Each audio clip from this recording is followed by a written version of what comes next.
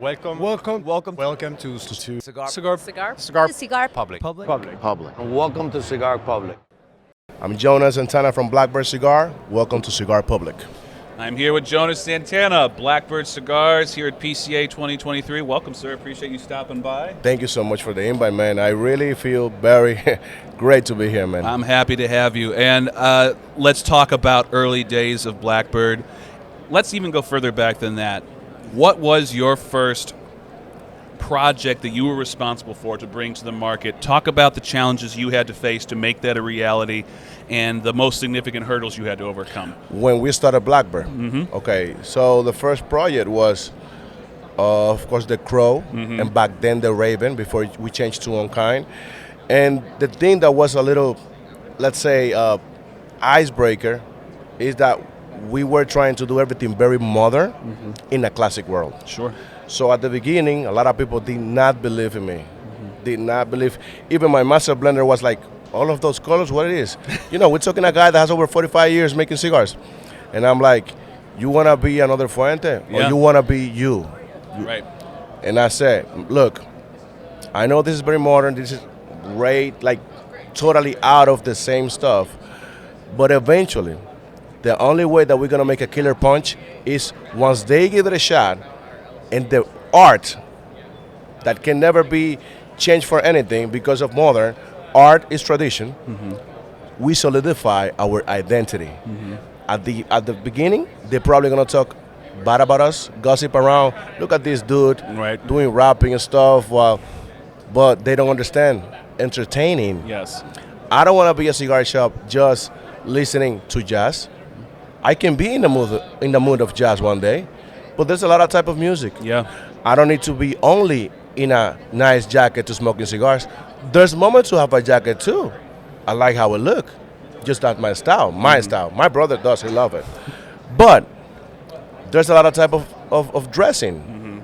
You can do jacket one day. The next day we talk about the kicks. You know, Brian like the kicks like I do. But we have a lot of things to pick and choose. Why we need to stay at the same time? Yes. At the same theme. Sorry for that. Rice, beans, and chicken every day? No, we have Mexican, we have Nicaraguan food, Peruvian food, Dominican food. You have a lot of things. So why we don't bring energy to the market? We bring something different, something fresh, and something that I need to tell you, my man. The only way you can grow the cigar industry is bringing new consumers to the industry. That's right. Otherwise, we're going to be battling against the same consumers. Exactly.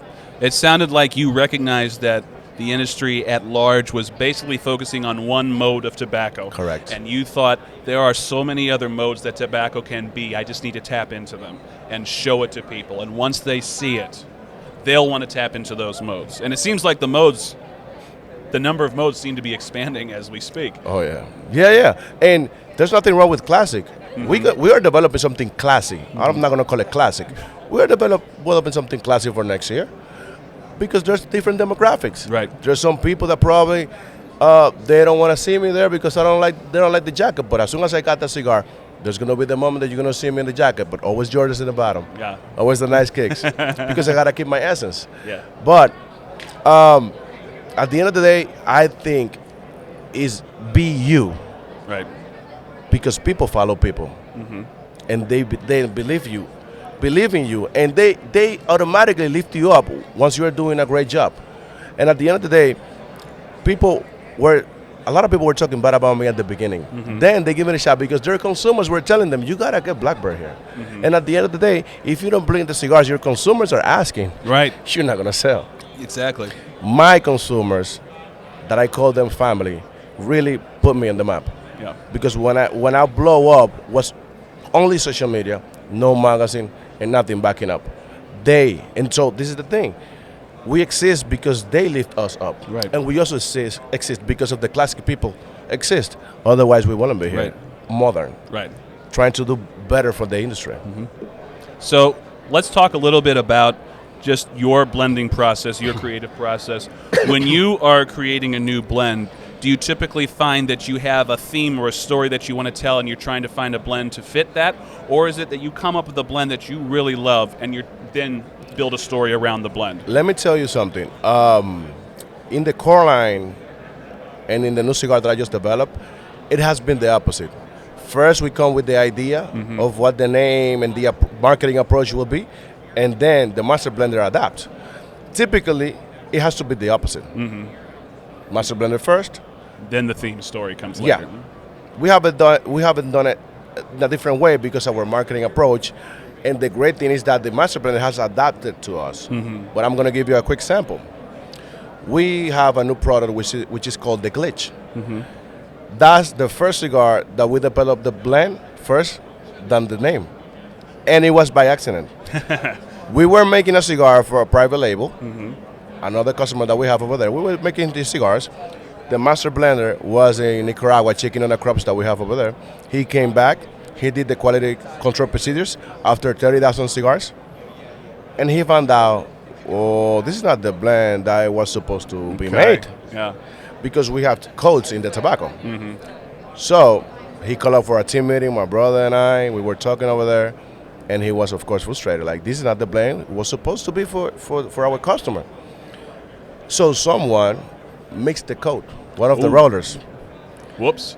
But we were looking for a cigar on a $6 range that smokes like 10.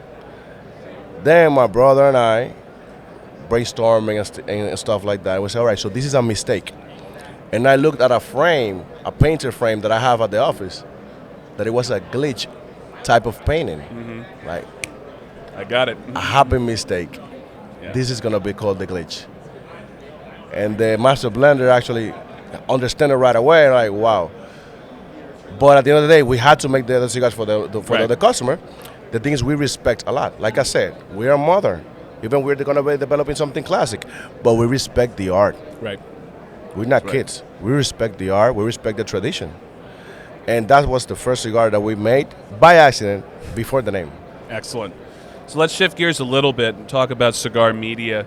Now, you said that most of your support comes from people who understand your brand and just lift you up, talking about it, giving it the praise that it needs.